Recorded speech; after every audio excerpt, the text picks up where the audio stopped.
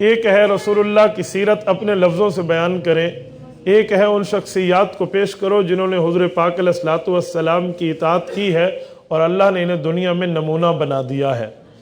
میرے دوستو، آج ہم سیرت منانے کی بات کرتے ہیں، سیرت اپنانے کی بات نہیں کرتے۔ حضور علیہ السلام آئے ہیں، آنے کی ہر مسلمان کو خوشی ہے۔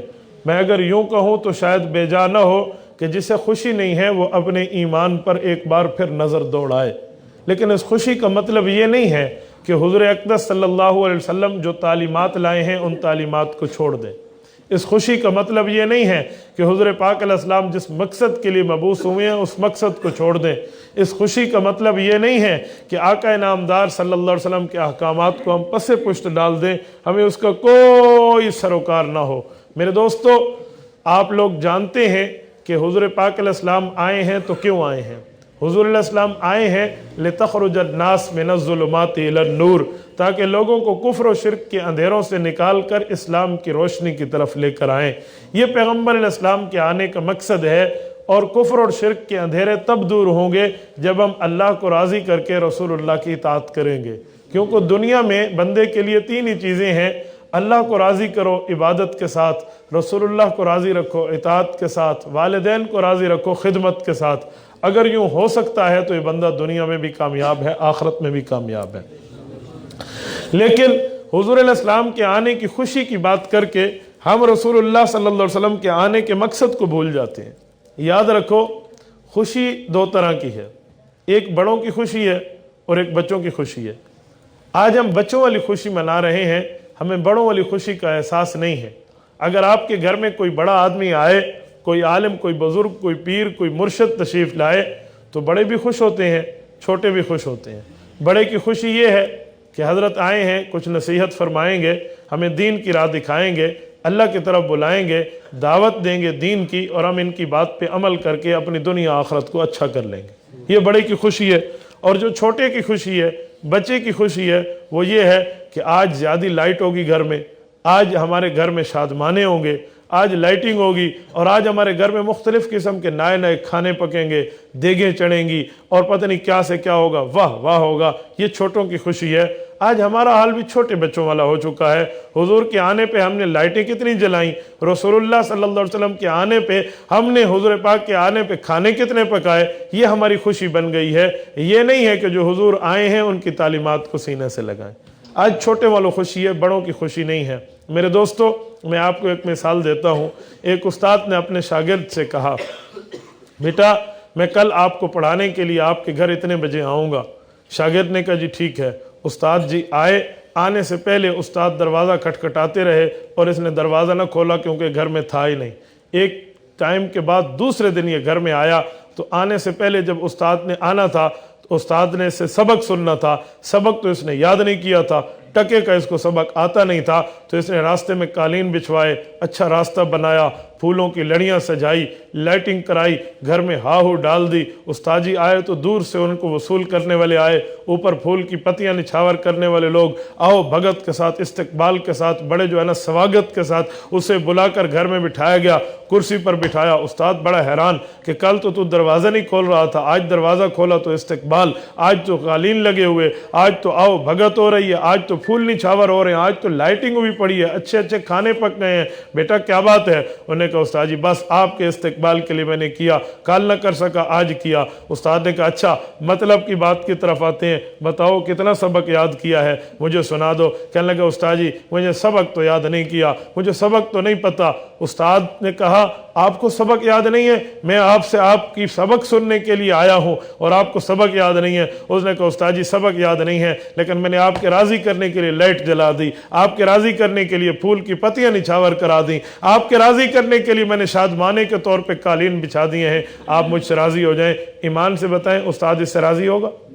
بولیے۔ استاد کہے گا راضی تب ہوں جب تو اپنے دل کو سجا لیتا، اپنے سبق کو یاد کر لیتا، اپنے لیسن کو آپ حفظ کر لیتے، میں پوچھتا تو آپ کو سبق یاد ہوتا، پھر میں راضی ہوں۔ رسول اللہ صلی اللہ علیہ وسلم کے آنے کے اوپر حضور نے جو ہمیں سبق دیا ہے ہم اس کو یاد کر کے اللہ کے دربار میں سرخرو ہوں۔ ہم نے اس کو چھوڑ دیا ہے، آنے پہ بچوں والی خوشیاں اختیار کر دی ہیں، پھر ہمارے میں اور اس اسٹوڈنٹ میں کوئی اور فرق نہیں رہے گا۔ اس لیے ہمیں دیکھنا چاہیے کہ رسول اللہ آئے ہیں تو کیوں آئے ہیں۔ حضور پاک علیہ السلام آئے ہیں ہمیں دین سکھانے کے لیے، ہمیں گناہ چھڑوانے کے لیے۔ حضور پاک علیہ السلام آئے ہیں ہمیں نیکی کی راہ دکھانے کے لیے۔ حضور علیہ السلام آئے ہیں ہمیں حقوق کی ادائیگی کرانے کے لیے۔ ہم ٹکے کے حقوق کی ادائیگی نہیں دیکھتے، کسی قسم کا کوئی معاملہ نہیں دیکھتے۔ آج باپ سے لڑنا میرا کام، ماں کا دل دکھانا میرا کام، بہن کے جو ہے نا ساتھ معاملے کر کے لڑائی کرنا میرا کام، بہنوں کی چیزوں کو ہڑپ کر جانا میرا کام، چھوٹے بھائیوں کے ساتھ ظلم سے پیش آنا میرا کام، پڑوسیوں سے تعلقات خراب، علماء کو گالیاں دینا، لوگوں کے قرضے لے کر کھا جانا، کسی کو کیا دھوکہ کسی کو کیا دھوکہ۔ اس دھوکے کی دلدل میں پھنس چکا ہوں اور کہتا ہوں حضور آئے ہیں مجھے خوشی ہے۔ میرے بھائی اگر خوشی ہوتی تو اب میرا عمل بتاتا کہ مجھے حضور کے آنے پہ خوشی ہے۔ عمل کرو، عمل نیک عمل ہوگا تو کام بنے گا۔ نہ ہمیں باپ کے حقوق کا خیال، نہ ماں کے حقوق کا خیال، نہ بیٹی کے حقوق کا خیال، نہ بیوی کے حقوق کا خیال۔ ہر کسی سے دو نمبری، ہر کسی سے دھوکہ دائی، ہر کسی سے لڑائی بھڑائی کر رکھی ہے۔ کیسی محبت رسول ہے! اسے محبت رسول نہیں کہتے، اسے اطاعت پیغمبر نہیں کہتے، اسے اپنے دل کی خوشی کہتے ہیں۔ ہم نے اپنے دل کی خوشی کے لیے جو کرنا تھا کر لیا، رسول اللہ کو راضی کرنے کے لیے ہم نے کچھ نہیں کیا۔ دیکھیں صحابہ کرام کے گھر میں زیادہ چراغ نہیں جلتے تھے، صحابہ کرام کے گھر میں زیادہ لائٹنگ نہیں ہوتی تھی، صحابہ کرام کے گھر میں زیادہ کھانے نہیں پکتے تھے، لیکن پیغمبر علیہ السلام کے احکام سے ان کے گھر منور ہوا کرتے تھے، ان کے گھر منور ہوا کرتے تھے، ان کے گھر میں اطاعت ہوا کرتی تھی، اور ان کے گھروں کے اندر خدا کی قسم دینداری ہوا کرتی تھی، اور وہ حضور پاک علیہ السلام کی تعلیمات پر عمل کرتے تھے۔ ایک دیہات میں دو صحابی رہتے تھے، دونوں نے آپس میں طے کر لیا کہ زمینداری بھی کریں گے اور دینداری بھی کریں گے۔ دونوں کے اپنے اپنے کھیت تھے، اپنے کھیت میں ہل چلانا ہوتا تو دونوں نے آپس میں طے کیا ایک دن میں آپ کے ہل چلاؤں گا اور اپنے کھیت کو بھی ہل چلاؤں گا، لیکن تو حضور کے پاس جا کر مسئلے یاد کر کے آئے گا اور مجھے اس کے بدلے مسئلے سنائے گا۔ تیرے کھیت میں کھیتی باڑی میری ذمہ داری۔ دوسرا دن آئے گا تو میں جاؤں گا حضور سے مسئلے یاد کر کے آؤں گا اور کھیتی باڑی کی ذمہ داری تیری۔ یوں نوبت بنوبت، باری بماری حضور پاک علیہ السلام کے پاس وہ آیا کرتے تھے۔ اس طرح وہ لوگ آتے اور حضور پاک علیہ السلام سے مسائل یاد کرتے۔ پہننے کا کپڑا جان پہ نہ ہوتا، پورا پہننے کا کپڑا نہ ہوتا نا، اور ان لوگوں نے پھر بھی دینداری سے اپنے آپ کو رکھا تھا۔ میں نے ایک عالم سے سنا، یہ پڑھا میں نے کہیں نہیں ہے، ہو سکتا ہے کہیں ہو، لیکن ایک عالم سے سنا، ایک معتبر آدمی ہے، انہوں نے ایک واقعہ سنایا۔ فرما رہے تھے ایک صحابی سلام کے بعد دعا کر کے جلدی اٹھ جاتا، تو اس سے جب پوچھا گیا کہ آپ جلدی اٹھ جاتے ہیں اور باقی نماز شاید آپ گھر میں جا کے پڑھتے ہوں گے، اس نے کہا جی ہاں۔ کہا اتنا جلدی جانے کی وجہ؟ کہ جلدی جانے کی بس ایک وجہ ہے۔ بہرحال پوچھتے پوچھتے قریدتے معاملہ یہ نکلا کہ ان کے پاس مکمل سطر ڈھانپنے کے لیے کپڑا نہیں ہے، گھر میں ایک کپڑا ہے، باقی ایک گھر میں اتنا سا گڑھا کھودا ہوا ہے، بیوی اس میں چھپ جاتی ہے، وہ کپڑا اسے دیتی ہے، یہ باندھ کے آ کر عبادت کرتے ہیں، یہ جاتے ہیں تو گڑھے میں چھپ جاتے ہیں اور اس سے بیوی عبادت اپنی پوری کرتے ہیں۔ یہ ان کے گھروں کے کام۔ صحابہ کرام رضی اللہ عنہ اجمعین کی بعض چیزیں ایسی دیکھیں نا، آپ حیات الصحابہ پڑھ کے دیکھیں تو ان کے ایمان پہ بندہ دنگ رہ جاتا ہے۔ اور ایمان ان کا کتنا مضبوط، توکل کتنا مضبوط، اللہ پر بھروسہ کتنا ان کا مضبوط تھا۔ رسول اللہ کی باتوں کو سینے سے لگایا۔ ایک صحابی نے نفل پڑھے اور نفل پڑھ کے اللہ سے آٹا مانگا۔ وہ کہتے ہیں چکی خود چل پڑی ہے، اور چکی چلی ہے اور آٹا پس پس کے باہر آ رہا ہے، اور انہوں نے آٹا جب بھر لیا، آخر میں دیکھا چکی کیسے چلی، اس کا پارٹ اٹھا کے دیکھا تو نیچے ایک دانہ موجود تھا، وہ اللہ کی قدرت سے چل رہی تھی۔ جب ان نے اٹھا کے دیکھ لیا اب وہ چکی رک گئی۔ حدیث پاک کے مطابق اگر وہ اس کو نہ اٹھاتے تو دنیا کا ہر آدمی اس چکی سے فیض یاب ہوتا۔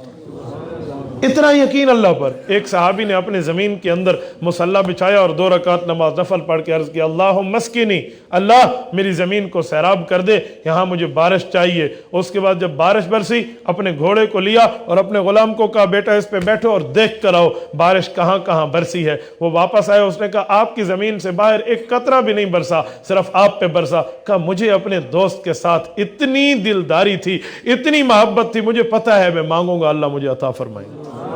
صحابہ کرام کے واقعات مولانا یوسف کاندھلوی رحمۃ اللہ علیہ نے لکھا ہے کہ ایک صحابی قرآن پڑھتے تو ایک کونے سے رونے کی آوازیں آتی، اور انہوں نے رسول اللہ کو عرض کیا تو پھر پتہ چلا وہاں سے وہ جنات ہیں جو اس کی تلاوت پہ رو رہے ہیں اور اس کو دعائیں دے رہے ہیں۔ وہ صحابہ کرام کی تلاوت سننے جنات آتے، اور آج ہم ایمان سے گرے، ہم جن سے ڈرتے ہیں۔ رات کو بچوں کو سلانے کے لیے ماں بھی کہہ رہی ہے، باپ بھی کہہ رہا ہے سو جا سو جا، جن آ ویسیا کھا ویسیا۔ ہم نے یوں کر کے ان کے بھروسے کو توڑ دیا ہے، اور وہ جنات کو جو بھگا رہے ہیں، ان کے ایمان کی بلندی ہمارے ایمان کی پستی، ان کے ایمان کی اونچائی ہمارے ایمان کی نچائی، ہم کہاں پہنچے اور وہ کہاں پہنچے۔ ان نے سیرت اپنائی تھی، ہم نے صرف سیرت منائی ہے۔ انہوں نے کردار اپنایا ہے، ہم نے صرف کردار سنایا ہے۔ انہوں نے کردار کو زندگی میں اتارا ہے، اور ہم نے نام نہاد کے لیے صرف لوگوں کو دکھایا ہے۔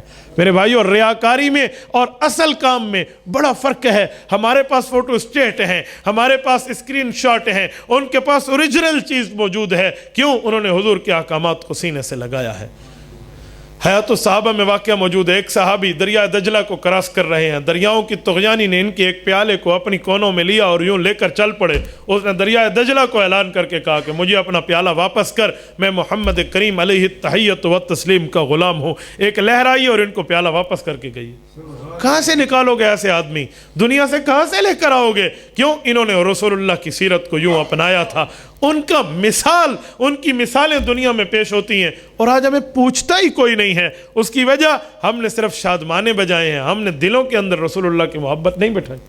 میرے دوستو، اگر رسول اللہ کی محبت ہمارے دلوں میں نہ ہو، آداب کا خیال نہ ہو، تو پھر جلسے فضول، پھر محفلیں فضول، پھر یہاں کی باتیں فضول، جب تک عمل کی نیت سے نہ ہو۔ خدا کی قسم، جب صحابہ کرام رضی اللہ عنہم رسول اللہ سے پیار فرماتے تھے تو اس جیسا پیار کائنات میں نہیں لایا جا سکتا۔ حضرت عباس رسول اللہ کے چچے ہیں رضی اللہ عنہ، عمر میں رسول اللہ سے بڑے تھے۔ ایک بار حضور کی مجلس میں بیٹھے ہیں، شاگرد بن کے، صحابی بن کے، ایک دیہات کا رہنے والا صحابی آیا، اسے نہیں پتا آداب پیغمبری کیا ہے۔ اس نے آ کے پوچھا، اچھا آپ چچا اور یہ بھتیجا، اچھا تم میں بڑا کون ہے؟ حضرت عباس پریشانی میں مبتلا ہو گئے۔ اگر میں کہتا ہوں میں بڑا ہوں، حضور کی موجودگی میں یہ کہنا اچھی بات ہے کہ میں بڑا ہوں؟ یوں نہیں کہنا چاہیے۔ اور اگر کہتا ہوں میں بڑا نہیں ہوں تو پھر یہ جھوٹ بن جائے گا۔ اب جھوٹ بھی نہیں بولنا، سچ بھی بولنا ہے، کرو کیا؟ حضرت عباس رضی اللہ عنہ نے فرمایا، میرے بھائی بڑے اللہ کے رسول ہیں، پہلے پیدا میں ہوا تھا۔ ٹھیک ہے، صحابہ کرام حضور پاک کے رازدار اتنے تھے۔ حضرت اسماء رضی اللہ عنہا ابو بکر صدیق کی بیٹی ہیں۔ سید اسماء رضی اللہ عنہا کے پاس ابو جہل آیا تھا۔ جب رسول اللہ کو لے کر ابو بکر غار ثور میں گئے تھے تو ان سے پوچھا تھا، آپ کا ابو کہاں گیا؟ اس نے کہا، اب سنیں، کہا ابو اللہ کے حکم سے گئے ہیں۔ کہا کہاں گیا؟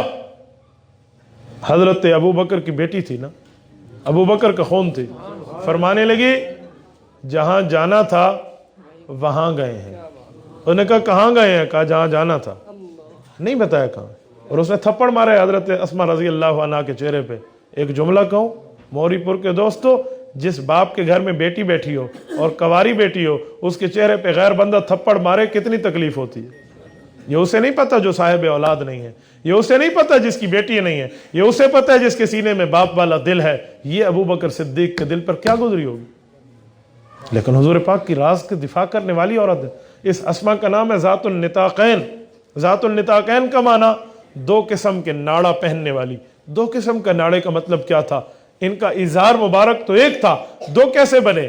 وہ یوں بنے کہ جب رسول اللہ کے سامان مبارک کو حضرت ابو بکر صدیق باندھنے لگے تو سیدنا صدیق اکبر کے پاس جو رسی تھی وہ ختم ہو گئی۔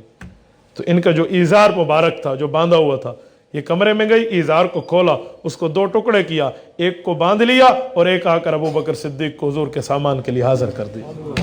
یہ ذات النطاقین بنی سیدہ اسماء رضی اللہ عنہا۔ میں نے وہ مکہ کی چوک دیکھی ہے جہاں حجاج بن یوسف ملعون نے ان کے بیٹے حضرت زبیر رضی اللہ تعالیٰ عنہ کے بیٹے حضرت عبداللہ بن زبیر کو پھانسی پہ لٹکایا اور حضرت اسماء کو اس کے سامنے لے کر آئے کہ آؤ اپنے بیٹے کی جو ہے نا لاش کو دیکھ لو۔ اس ماں نے اس وقت بھی کہا تھا میں نے اس کو دودھ محمد کے دین کی سربلندی کے لیے پلایا تھا۔ وَلِهَذَا الْيَوْمِ أَرْضَعْتُهُ۔ یہ وہ عورتیں ہیں۔ حضرت عبداللہ بن زبیر کی قبر پہ جائیں، خدا کی قسم مزدلفہ میں رونگٹے کھڑے ہو جاتے ہیں۔ میں گیا ہوں، حیران ہو جاتا ہے بندہ، جسم کے بال کھڑے ہو جاتے ہیں۔ ان لوگوں نے کیسے دین پہنچایا؟ ایک شہزادہ، ایک گھر کا رہنے والا شہزادہ اور اس طرح یہ بندہ پہنچا ہے، اللہ کی قسم ان کے جو ہے نا کردار پر عقل دنگ رہ جاتی ہے۔ آج کے دور میں اس جیسا ہمیں طبقہ نہیں ملتا، کیوں؟ انہوں نے رسول اللہ کی تعلیمات کو سینے سے اپنایا تھا، خالی نعرے نہیں لگائے تھے، غلام ہے غلام ہے رسول کے غلام ہے، غلامی ہے رسول میں، جان بھی جو ہے نا کیا کہتے ہیں قربان ہے، یوں نعرے نہیں لگائے تھے، انہوں نے عمل کیا۔ میرے دوستو آج ہم یہاں آئے ہیں مولانا امجد کی دعوت پر، آتے وقت ہماری نیت اگر گناہوں سے توبہ کی نہیں تھی، ہم یہاں سے اٹھیں گناہوں سے توبہ کر کے جائیں، یہاں سے اٹھیں حضور کی تعلیمات کو سینے سے لگا کر جائیں، یہاں سے اٹھیں تو گھر میں جب ہم پہنچے اپنے گھروں میں دین کو نافذ کرنے والے بنے۔ یہ ہے محفل میلاد کا اصل مقصد، یہ ہے حضور پاک علیہ السلام کے آنے کا مقصد۔ اس چیز کو اپنائیں، خالی یہ نہ کہیں فلاں نے بہت اچھی تقریر کی اور ریڑے پھیر دیتے ہیں کی کہہ دیتے ہیں، واہ بڑا مزہ آیا، کانوں کے چسکے کے لیے نہ سنیں، اپنے عمل کے لیے سنیں۔ کیوں؟ عمل سے زندگی بنتی ہے، جنت بھی جہنم بھی، یہ خاکی اپنی فطرت میں نہ نوری ہے نہ ناری۔ تبارك الذي نزل الفرقان على عبده ليكون للعالمين نذيرا